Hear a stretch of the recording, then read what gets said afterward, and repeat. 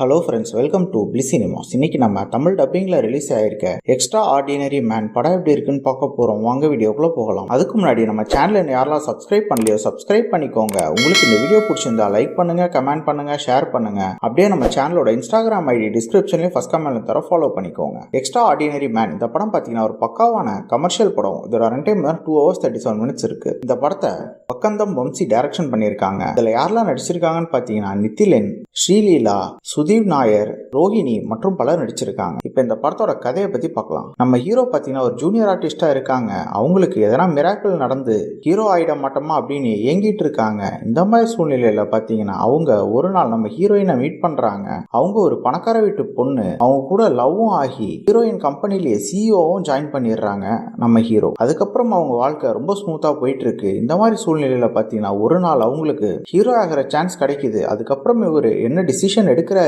அப்படின்றதெல்லாம் ரொம்ப நீட்டா சொல்லியிருக்க படம் தான் இந்த எக்ஸ்ட்ரா ஆர்டினரி பர்சன். இப்போ இந்த படத்தோட பாசிட்டிவ் நெகட்டிவ் பத்தி பார்க்கலாம். பாசிட்டிவ், தமிழ் டப்பிங் ரொம்ப நீட்டா பண்ணி கொடுத்துருக்காங்க. அடுத்து மிகப்பெரிய பாசிட்டிவ் பார்த்தீங்கன்னா பெர்ஃபார்மன்ஸ் தான். குறிப்பா நம்ம ஹீரோ ஒரு தரமான பெர்ஃபார்மன்ஸே பண்ணியிருக்காங்க. அவங்களோட காமெடி சென்ஸ்லாம் ரொம்ப சூப்பர் அல்டிமேட்டா இருக்குன்னே சொல்லலாம். அதே மாதிரி ஹீரோயினும் ரொம்ப கியூட்டா அழகா இருக்காங்க.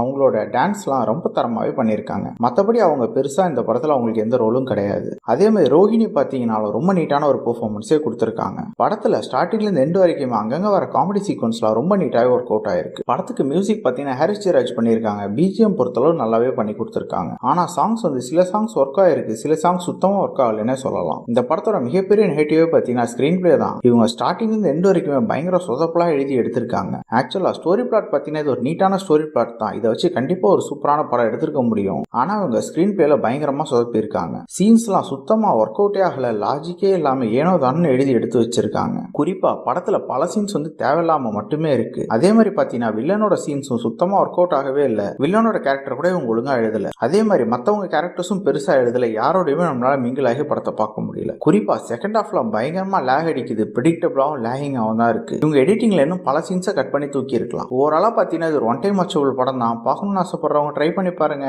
என்னோட வீடியோல சந்திக்கலாம். தேங்க்யூ.